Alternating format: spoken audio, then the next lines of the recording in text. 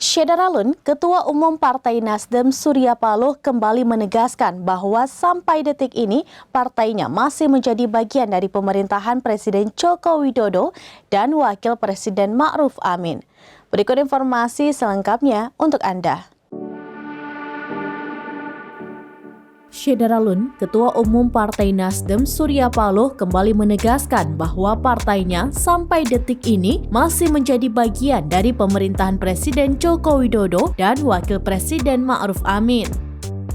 Hal ini disampaikan Surya Paloh usai bertemu Ketua Umum Partai Golkar Airlangga Hartarto di kantor DPP Partai Golkar Jalan Anggrek Neli Murni, Jakarta Barat pada Rabu 1 Februari 2023. Pernyataan Surya Paloh mencuat di tengah isu rencana Presiden Jokowi melakukan reshuffle atau perombakan kabinet pemerintahannya. Ia mengatakan Nasdem sangat berkepentingan terhadap keberhasilan rakyat Indonesia. Paloh menyatakan Nasdem tetap akan mendukung Presiden Jokowi untuk menuntaskan seluruh produk administrasi pemerintahan hingga masa jabatannya berakhir.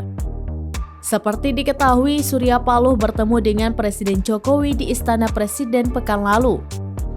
Pertemuan itu mengemuka di tengah isu reshuffle atau perombakan kabinet.